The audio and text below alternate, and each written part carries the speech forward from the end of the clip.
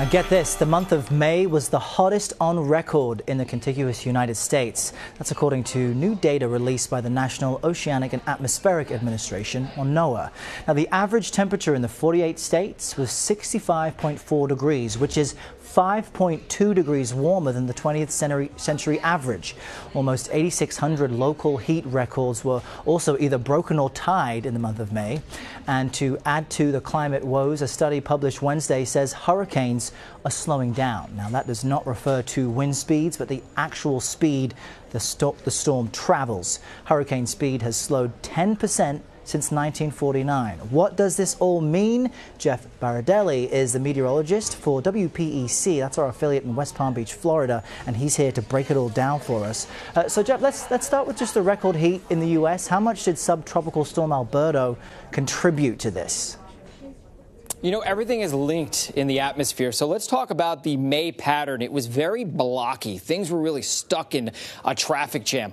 In Canada, the jet stream was way to the north, not allowing the cool air to the south. And also the jet stream carries systems fast from west to east. Because that was locked up in Canada, everything really slowed to a halt in the eastern part of the United States especially. Now, in the Gulf of Mexico, we had an upper level low, which eventually turned into Alberto. That got stuck over Florida. 30 inches of rain in 30 days in parts of Florida. So it was very rainy and also cool. But everybody else to the west of that blocking area of low pressure was hot. And it was baking in Texas right into the nation's middle, as you were talking about. Let's switch and focus on this new study which says hurricane speeds have slowed 10%. Now, the way hurricanes move has always fascinated me. I've had the privilege of flying through a few of them with the hurricane hunters down there in Florida. It sounds to me that that would be incredibly dangerous because now there's more time for these storms to pick up heat and energy. What does that slowing of speed mean for all of us and Americans down there near the Gulf? Yeah, so what you just said is true. It does give storms a little bit more time to get more intense, but it also slows the forward speed enough so that more rain falls. So it used to be that the jet stream, or let's say the steering flow, carried stuff a little bit faster, but now a lot of scientists are starting to notice that this seems to be slowing down. And if that's the case, that means storms move more slowly.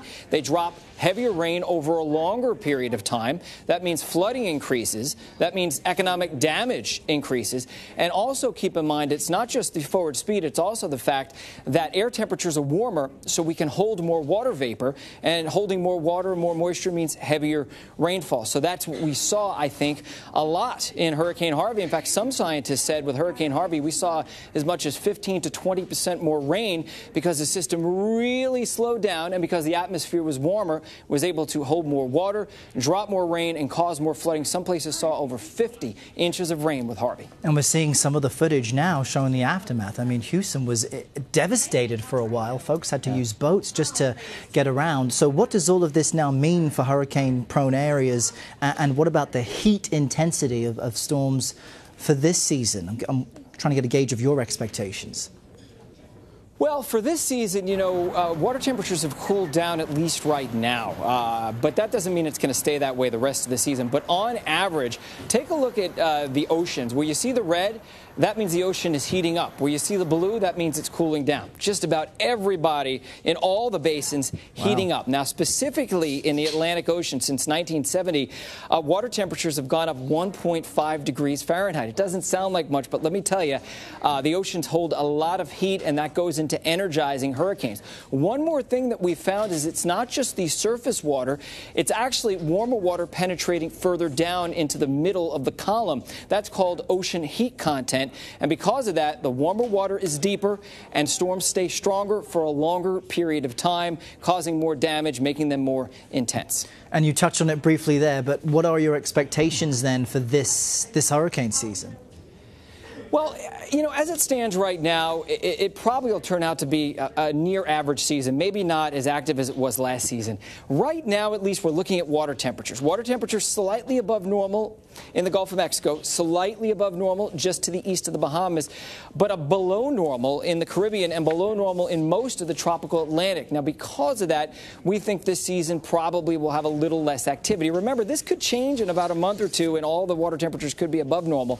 But for now, this is the the latest forecast from Colorado State, calling for basically an average season. 12 is average. They're forecasting 13 more systems. Last year we had 17.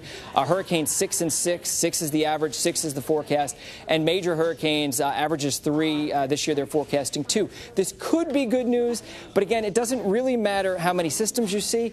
It's just how many systems hit a certain populated area, let's say, and that can't be predicted, so we have to be prepared every single year. Yeah, and how intense those storms may be. Jeff Baradelli, really appreciate walking us through those graphics and maps. Thank you very much.